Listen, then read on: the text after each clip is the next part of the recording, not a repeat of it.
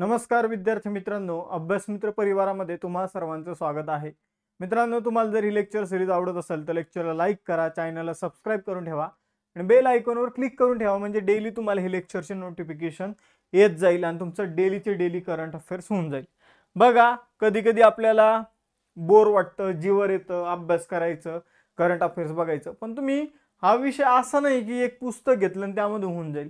माग कंबाईनला year book घेतलेले जे मुलं आहे त्यांना ही गोष्ट एक्सपिरियन्स केली असेल की एक पुस्तक वाचून होणार नाहीये. ठीक आहे, आलं तर येईल 10-12 क्वेश्चन येईल 15 पैकी, किंवा काही एक्झाम मध्ये 10 क्वेश्चन येतात त्यापैकी 7-8 क्वेश्चन येईल, पण एखाद्या वेळी त्या इयर बुक मधलं एक सुद्धा क्वेश्चन येणार नाही. ठीक आहे, यावेळी कंबाईनला तुम्ही फेस केला असेल एखादा दुसरा क्वेश्चन जो आहे तो इयर बुक मधून होता, बाकी जर बघितलं तर सगळे क्वेश्चन जे आहे तर त्याची डेप्थ वेगळी होती. त्यामुळे तुम्हाला डेली करंट अफेअर्सची सिरीज फॉलो करावीच लागेल. ठीक आहे, तुमच्या मित्रांना शेअर करत चला लेक्चर, मित्र मिळून डिस्कशन करत चला. ठीक आहे, सुरुवात करूया आता 15 फेब्रुवारी रोजीच्या करंट अफेअर्सला. पण लेक्चर सुरू करण्या अगोदर आपली राज्यसेवा पूर्व परीक्षेची बॅच बघा, विजयश्री बॅच, जिचा कालावधी 8 महिन्यांचा आहे. त्याचबरोबर लक्ष बॅच, आता या बॅचची फी लवकरच वाढणार आहे. बघा, या बॅचची फी 999 आहे. ग्रुप सी ची पूर्व परीक्षेसाठी आपण ही बॅच सुरू केलेली आहे. जसे याचे बघा एक ॲडमिशनची लिमिट आहे, ती क्रॉस होऊन जाईल, या बॅचची फी 1500 रुपये होऊन जाईल. अशीच आपली पहिली यशवंत बॅच होती, तिची आपण फी वाढवली होती. सेम आता ग्रुप सी ची जी काही बॅच आहे तिची फी वाढणार आहे. त्याचबरोबर फाउंडेशन बॅच जी 2.0 ती आता आपण सुरू केलेली आहे. यामध्ये तुमचं आता गट ब मुख्य परीक्षा, गट क पूर्व परीक्षा, गट क मुख्य परीक्षा, गट ब आणि गट क पूर्व परीक्षा येणाऱ्या आणि त्यांच्या मुख्य परीक्षा, म्हणजे किती एक्झाम, तर जवळपास 7 एक्झाम कव्हर करणारी ही फाउंडेशन बॅच आहे 1 इयरची, ज्यामध्ये स्टेट बोर्डचे लेक्चर असणार आहे, live lecture, recorded lecture, test series, notes, PYQ. त्यानंतर कालावधी 12 महिने आणि फी आहे फक्त सुरुवातीच्या काही निवडक विद्यार्थ्यांसाठी 2999. आपण जर बघितलं ही फी लवकरच 5999 रुपये होणार आहे. आणि त्याचबरोबर यशस्वी बॅच मुख्य परीक्षेची, जर तुम्हाला ही बॅच घ्यायची नसेल, कमी फीज मध्ये बॅच घ्यायची असेल, मुख्य परीक्षा टार्गेट करीत असेल तर तुम्ही ही बॅच घेऊ शकता. त्याचबरोबर आता आपण पोलीस भरतीची बॅच सुद्धा सुरू केलेली आहे विथ नोट्स वगैरे, तिच्यामध्ये सुद्धा टेस्ट असतील तर तिची फी सुद्धा 999 रुपये असणार आहे. तर आपली पोलीस भरतीची बॅच जी आहे ती 20 तारखेपासून चालू होणार आहे. त्याचबरोबर या अभ्यास मित्राचे नोट्स तुम्ही सेपरेट परचेस करू शकता. या सगळ्या गोष्टी आपल्या अभ्यास मित्र ॲप्लिकेशन मध्ये मिळेल. टेलिग्राम चॅनल जे आहे आपलं ते तुम्ही जॉईन करा, कारण यावर लेक्चरचे नोटिफिकेशन तुम्हाला बघायला मिळतील आणि इंस्टाच्या पेजवर अभ्यास विषयक रील्स तुम्हाला बघायला मिळेल. चला सुरुवात करूया 15 फेब्रुवारी रोजीच्या करंट अफेअर्सला. पहिला क्वेश्चन आहे 25वा, इंटरनॅशनल इंडियन फिल्म अकादमी. ठीक आहे, इंटरनॅशनल इंडियन फिल्म अकादमी, ज्याला आपण काय म्हणतो, आयफा म्हणतो. ठीक आहे, आयफा. तर हा जो पुरस्कार आहे 2025 मध्ये कोणत्या शहरात आयोजित केला जात आहे, तर बघा हा पुरस्कार जयपूर राजस्थानमध्ये आयोजित केला जात आहे. राजस्थानमध्ये हा सोहळा आयोजित करण्यासाठी तब्बल 100 कोटी रुपये खर्च केला जाणार आहे. मित्रांनो, आपण जर बघितलं तर हा 25वा पुरस्कार, लक्षात ठेवा इतके दिवस हा मुंबईमध्ये सेलिब्रेट होत होता, आता हा जयपूरमध्ये यावर्षी सेलिब्रेट केला जाणार आहे. ठीक आहे, तर एवढं तुम्हाला लक्षात ठेवायचं आहे की तो आहे तर 25वा आहे. ठीक आहे, आपण जर बघितलं, ठीक आहे, तर 2019 मध्ये हा मुंबईमध्ये आयोजित करण्यात आला होता, एवढं लक्षात ठेवा.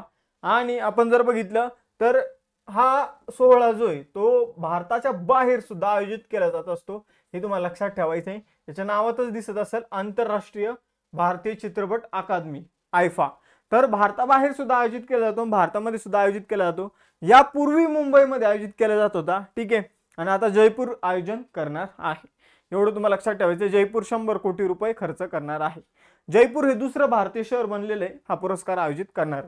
आपण जर बघितलं तर राजस्थानची राजधानी जयपूर, भजनलाल शर्मा मुख्यमंत्री आहे, हरिभाऊ वागडे राज्यपाल आहे, सरन्यायाधीश म्हणजे मुख्य न्यायाधीश आहे राजस्थान उच्च न्यायालयाचे ते आहे मनिंद्र मोहन श्रीवास्तव.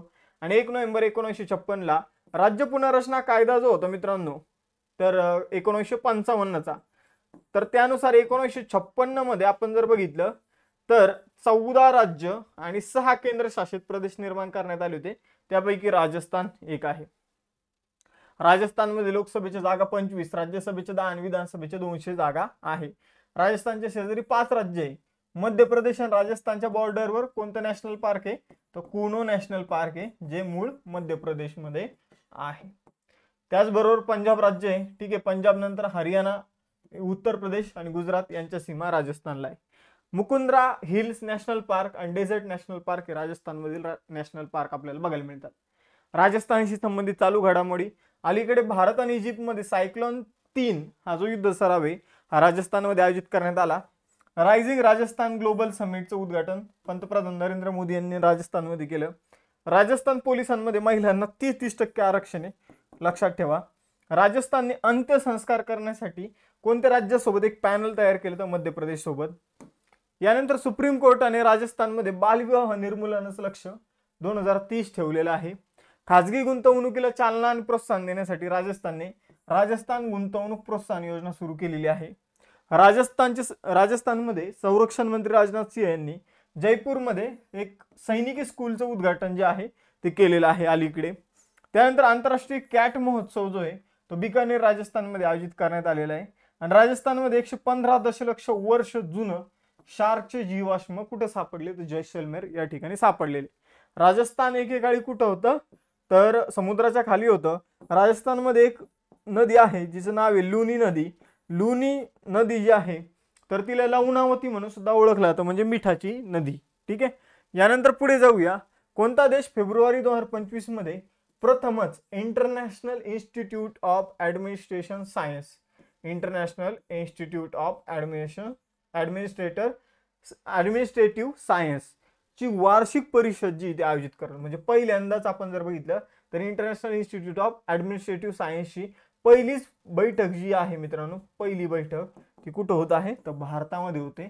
त्यामुळे हा क्वेश्चन मोस्ट इम्पॉर्टंट ठरतो इथं.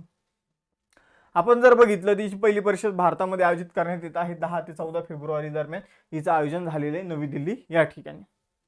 यानंतर जर बघितलं 55 अधिक देशांचे जे काही प्रतिनिधी आहे ते या परिषदेला उपस्थित राहिले होते. आणि आपण जर बघितलं या परिषदेमध्ये मग जे काही इनोव्हेशन आहे, ठीक आहे, तर त्यावर इथं चर्चा वगैरे करण्यात आलेली आहे. कशाशी संबंधित तर ॲडमिनिस्ट्रेटिव्ह सायन्सशी संबंधित इनोव्हेशनवर चर्चा वगैरे करण्यात आलेली आहे. या परिषदेची थीम आहे next generation administrative reforms empowering citizen and reaching the last माइल. ठीक आहे. तर आपल्याला काही निवडक गोष्टी लक्षात ठेवायच्या. प्रथम परिषद भारतात आयोजन करण्यात आलेले आहे एवढं तर आपल्याला माहीतच असलं पाहिजे. आंतरराष्ट्रीय प्रशासकीय विज्ञान संस्था जी ती 1930 मध्ये स्थापन करण्यात आली होती. आणि आपण जर बघितलं तिची पहिली परिषद भारतात आयोजित करण्यात आली. ब्रुसेल्स बेल्जियम मध्ये हिचं मुख्यालय आहे. आपण जर बघितलं तर रायद मोहम्मद बेन शाम्स हे हिचे अध्यक्ष आहे. ठीक आहे. तर एवढं तुम्हाला लक्षात ठेवायचं आहे. या अतिशय महत्त्वाच्या गोष्टी आहेत. ठीक आहे. यानंतर पुढे जाऊया. बघा मित्रांनो, वेव 2025 आयोजन भारतामध्ये इथं केले जात आहे. 18वा प्रवासी भारतीय दिवस जो आहे, भारतीय दिवसाची परिषद जी आहे ती भुवनेश्वर ओडिशामध्ये तिचं आयोजन करण्यात आलेलं आहे. ठीक आहे. त्याची थीम होती विकसित भारतातील परदेशी भारतीयांचे योगदान. आर्टिफिशियल इंटेलिजन्स ॲक्शन समिट जी ती फ्रान्समध्ये आयोजित केली जात आहे. भारत आणि फ्रान्स दोघं तिचे अध्यक्ष आहे. 28व्या कॉमनवेल्थ प्रेसिडेन्सी कॉन्फरन्सचे 2026चे आयोजन जे 28व्या कॉमनवेल्थ प्रेसिडेंट कॉन्फरन्सचे 2026 आयोजन जे ते भारत करणार आहे. ठीक आहे. भविष्यात अबुधाबी येथे आयोजित मिडल ईस्ट कॉन्फरन्स 2025ची आता इथं कधी कधी काय होऊन जातं की आपण जे के टुडेचे क्वेश्चन घेतो त्यामुळे हिंदी आपण जेव्हा इंग्लिश जेव्हा ट्रान्सलेट करतो तेव्हा पुढं मागं होऊन जातं. तर बघा अबुधाबी जे आहे, अबुधाबी या ठिकाणी मिडल ईस्ट कॉन्फरन्स 2025चं काय करण्यात आलेलं आहे, आयोजन करण्यात आलेलं आहे. तर मी माझ्या परीने जेवढी पीपीटी ॲक्युरेट बनवता येईल, ही एक्स्ट्रा इन्फॉर्मेशन टाकता येईल तेवढी मी टाकत असतो. पण कधी कधी ट्रान्सलेशन किंवा कधी कधी टायपिंगमध्ये मिस्टेक होते तर ते थोडं ॲडजस्ट करून घेत चला. बिमस्टेक युथ समिट जी ती गांधीनगर गुजरातमध्ये आयोजित करण्यात आली होती. ग्लोबल कोऑपरेटिव्ह समिट भारतात आयोजित करण्यात आलेली आहे पहिली. त्यानंतर जर बघितलं पहिली आशियाई बौद्ध शिखर परिषद नवी दिल्ली भारतामध्ये आयोजित करण्यात आलेली आहे. एशिया क्लीन एनर्जी समिट सिंगापूरमध्ये आयोजित करण्यात आलेली आहे. क्वाड समिट US मध्ये आयोजित करण्यात आली होती. ही ॲक्च्युअल भारतामध्ये होणार होती पण अमेरिका म्हणले का आमच्या देशामध्ये होऊ द्या म्हणून आपण क्वाड अमेरिकेमध्ये आयोजित केली होती. G7 शिखर परिषद इटलीमध्ये आपण जर बघितलं 50वी आणि 51वी कॅनडामध्ये मित्रांनो तिचं आयोजन होणार आहे. त्यानंतर जैवविविधता शिखर परिषद जी आहे तर COP16 जी आहे. बघा मित्रांनो, कॉप जे आहे कॉन्फरन्स ऑफ पार्टीज तर हवामान बदलाशी संबंधित वेगळ्या होत असतात. ते हवामान बदलाशी संबंधित COP29 वगैरे चालू आहे ते. आपण जर बघितलं ही जैवविविधतेशी संबंधित कॉन्फरन्स ऑफ पार्टी आहे, म्हणजे बायोडायव्हर्सिटीशी संबंधित, आणि एक वाळवंटाशी संबंधित असते. तर ही 16वी COP कॅली कोलंबिया या ठिकाणी आयोजित करण्यात आलेली आहे. जानेवारी 2025 साठी आंतरराष्ट्रीय क्रिकेट परिषदेचा म्हणजे ICCचा प्लेअर ऑफ द मंथ पुरस्कार कोणी जिंकला? तर तो जोमेल वॉरिकेन वेस्ट इंडिजचा खेळाडू आहे आणि बेथ मुनी ऑस्ट्रेलियाची खेळाडू, या दोघांनी जिंकलेला आहे. मग उत्तर असेल 1 आणि 2. यानंतर पुढे जाऊया मित्रांनो. ICC स्थापना 15 जून 1909 मध्ये करण्यात आली होती. तिचं मुख्यालय दुबईमध्ये आहे. जय शाह अध्यक्ष आहे. आपण जर बघितलं महत्त्वाच्या इथं क्रीडा घडामोडी बघून घेऊया. 33वी संतोष ट्रॉफी पश्चिम बंगालमध्ये आयोजित करण्यात आली. मेजर ध्यानचंद खेलरत्न पुरस्कार मनू भाकर, डी कुकेश, हरमनप्रीत सिंग आणि प्रवीण कुमार या चौघांना मिळालेला आहे. 41वा स्पॅनिश सुपर कप जो आहे तर तो FC बार्सिलोनाने जिंकला. एक दिवसीय क्रिकेटमध्ये इंग्लंड विरुद्ध 4000 धावा कोणी केल्या? तर 4000. ही एक वेगळी अजून एक मुद्दा सांगतो मी तुम्हाला. इंग्लंडच्या विरोधात हा एक वेगळा मुद्दा आहे, पण इंग्लंडच्या विरोधात 4000 धावा अलीकडे कुणी केलेल्या आहे? तर त्या विराट कोहलीने केलेल्या आहे. त्याचबरोबर एक दिवसीय आंतरराष्ट्रीय क्रिकेटमध्ये सर्वात जलद 4000 धावा करणारी पहिली भारतीय महिला खेळाडू कोणी? स्मृती मानधना. स्मृती मानधनाने 4000 धावा एकूण करिअरमध्ये केलेल्या आहे. विराट कोहलीने एकट्या फक्त इंग्लंड विरोधात 4000 धावा केलेल्या आहे. दोन्ही गोष्टी लक्षात ठेवा. पहिली महिला हॉकी इंडिया लीग 2025 मध्ये ओडिशा वॉरियर्सने जिंकलेली आहे. आपण जर बघितलं श्रेयस अय्यर जो आहे तो पंजाब किंग्सचा नवीन कर्णधार बनला. कर्नाटकने 32वी विजय हजारे ट्रॉफी जिंकलेली आहे. त्यानंतर जर बघितलं खो खो वर्ल्ड कप जो आहे तर त्याचं खो खो वर्ल्ड कप, ठीक आहे, खो खो वर्ल्ड कप तो पुरुष आणि महिलांमध्ये भारताने जिंकलेला आहे. फिडे बुद्धिबळ विश्वचषक भारताने जिंकलेला आहे. मॅडिसन कीजने ऑस्ट्रेलियन ओपनची स्पर्धा महिला एकेरीमध्ये जिंकलेली आहे. त्यानंतर चौथा क्वेश्चन, जागतिक रेडिओ दिवस 2025 मध्ये कधी सेलिब्रेट करण्यात आला? तर जागतिक रेडिओ दिवस जो आहे मित्रांनो तो इथं 13 फेब्रुवारी रोजी सेलिब्रेट करण्यात आलेला आहे. जागतिक रेडिओ दिवस. आज आपण टोटल 3 दिवस बघणार आहे. यामधला जागतिक रेडिओ दिवस लक्षात ठेवा 13 फेब्रुवारी. मग आपण जर बघितलं ती युनेस्कोने 2011 मध्ये त्याची स्थापना केली होती आणि 2013 मध्ये जी संयुक्त राष्ट्राची महासभा आहे तर तिने त्याचा स्वीकार केला होता रेडिओ दिवसाचा. आपण जर बघितलं तर रेडिओ दिवसाच्या माध्यमातून इथं काय केलं जातं तर रेडिओचं जे महत्त्व आहे की लोकांमध्ये जी काही माहिती पोहोचवली जाते तर ते महत्त्व जागृत ठेवण्यासाठी हा दिवस सेलिब्रेट केला जातो. यावर्षीची थीम होती रेडिओ अँड क्लायमेट चेंज.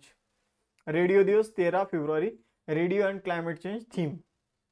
आता बघा इथं महत्त्वाचे काही दिवस. जागतिक पाणथळ दिवस 2 फेब्रुवारीला सेलिब्रेट केला होतो, कारण रामसर कराराची अंमलबजावणी या दिवशीपासून सुरू झाली होती. जागतिक कर्करोग दिन जो आहे तो 4 फेब्रुवारीला सेलिब्रेट केला होतो. युनायटेड बाय युनिक थीम आहे. जागतिक कडधान्य दिवस 10 फेब्रुवारी रोजी सेलिब्रेट केला होतो. Bringing diversity to agri food system अशी थीम आहे. International day of woman and girls in science 2025 मध्ये हा दिवस 11 फेब्रुवारीला सेलिब्रेट करण्यात आला. Unpacking STEM careers her voice in science. जागतिक आंतरधर्मीय सौहार्द सप्ताह 1 ते 7 फेब्रुवारी मध्ये आयोजित करण्यात आला होता. त्यानंतर आंतरराष्ट्रीय एपिलेप्सी दिवस जो आहे तो 10 फेब्रुवारी, माय एपिलेप्सी जर्नी अशी त्याची थीम होती. स्त्री जननेंद्रियाच्या विकृतीसाठीचा शून्य सहनशीलता आंतरराष्ट्रीय दिवस 6 फेब्रुवारी. राष्ट्रीय महिला आयोगाचा 33वा स्थापना दिवस 31 जानेवारी रोजी सेलिब्रेट करण्यात आलेला आहे. कोणत्या राज्यात किंवा केंद्रशासित प्रदेशामध्ये 14वी आशियाई मत्स्यपालन आणि जलसंवर्धन मंच बैठक आयोजित करण्यात आलेली आहे? तर 14वी आशियाई मत्स्यपालन आणि जलसंवर्धन बैठक जी आहे ती नवी दिल्ली या ठिकाणी आयोजित करण्यात आलेली आहे. तर एशियन फिशरीज अँड ॲक्वाकल्चरल फोरम जे आहे ते नवी दिल्ली या ठिकाणी आयोजित करण्यात आलेलं आहे. लक्षात ठेवा. आपण जर बघितलं तर क्वालालंपूर मलेशिया येथे मुख्यालय आहे एशियन फिशरीज सोसायटी, ठीक आहे, हिचं. तर हिने काय केलेलं आहे तर ही बैठकीचं आयोजन केलेलं आहे, ठीक आहे. तर एवढं लक्षात ठेवा. त्याचबरोबर थीम लक्षात ठेवा, grinning blue growth in the Asia Pacific, ठीक आहे. अशी याची थीम होती. यानंतर इस्रोने, आता सगळ्यात महत्त्वाचा क्वेश्चन हा आहे आजच्या लेक्चरचा, इस्रोने कोणत्या IITच्या सहाय्याने स्वदेशी सेमीकंडक्टर चिप विकसित केलेली आहे? तर इस्रोने बघा IIT मद्रास सोबत मिळून स्वदेशी सेमीकंडक्टर चिप जी आहे ती विकसित केलेली आहे, ठीक आहे. तर indigenous RISC-V controller for space application. तर IRIS असा हिचं शॉर्टकट आहे, ठीक आहे. IRIS, ठीक आहे. फुल फॉर्म काय आहे, तर आय म्हणजे इंडिजिनियस, ठीक आहे. मग आपण जर बघितलं तर RISC, ठीक आहे, कंट्रोलर फॉर स्पेस ॲप्लिकेशन, ठीक आहे. असा हिचा थोडासा किचकट आपल्याला फुल फॉर्म बघायला मिळतो. तर ही जी चिप आहे हे भारताचं पहिलं स्वदेशी सेमीकंडक्टर आहे, एवढं लक्षात ठेवा. सेमीकंडक्टर प्रत्येक गोष्टीत आहे. या डिजिटल बोर्डमध्ये, तुमच्या हातात असलेल्या मोबाईल, तुमच्या समोर असलेल्या लॅपटॉपमध्ये सेमीकंडक्टर आपल्याला बघायला मिळतं. ओके, एवढं लक्षात ठेवा फक्त. बाकी पुढे जाऊया, ठीक आहे. आता ही जी चिप आहे तिची निर्मिती कुठे केली जात आहे, तर चंदीगड येथे त्यासाठी एक लॅब जी आहे ती स्थापन केली जात आहे. आणि आपण जर बघितलं पॅकेजिंग कर्नाटकमध्ये टाटा ॲडव्हान्स सिस्टम जे आहे ते करत आहे. बघा, इस्रो 15 ऑगस्ट 1969 ला स्थापना, बेंगलोरमध्ये. मुख्यालय डॉक्टर व्ही नारायणन जी ते अध्यक्ष आहे, ठीक आहे. एवढं लक्षात ठेवायचं आहे आपल्याला. यानंतर वर्ल्ड गव्हर्नमेंट समिटची 12वी आवृत्ती फेब्रुवारी 2025 मध्ये कुठे आयोजित करण्यात आली, तर वर्ल्ड गव्हर्नमेंट समिट, ठीक आहे, तर ही आयोजित करण्यात आलेली दुबई UAE मध्ये. याची सुद्धा थीम लक्षात ठेवा. 10 ते 13 फेब्रुवारी मध्ये वर्ल्ड गव्हर्नमेंट समिट UAE दुबईमध्ये आयोजित करण्यात आली. शेपिंग फ्युचर गव्हर्नमेंट अशी याची थीम होती. हे 100% विचारलं जाऊ शकतं. हा क्वेश्चन मोस्ट इम्पॉर्टंट कॅटेगरीमध्ये तुम्हाला ऍड करायचा आहे, ठीक आहे. यानंतर जे काही शासन आहे, गव्हर्नमेंट आहे, तर यावर इथं चर्चा केली जाते, कसं गव्हर्नमेंट असायला पाहिजे, कसं नाही. पुढे जाऊया. UAE आशिया खंडातील एक देश आहे. युनायटेड अरब अमिरात. अमिरात म्हणजे राज्य, आणि काही राज्य एकत्र आले, जसे की दुबई नावाचं एक राज्य होतं, त्यानंतर शारजा, ठीक आहे. तर असे वेगवेगळे अमिरात होते, अमिरात, ठीक आहे.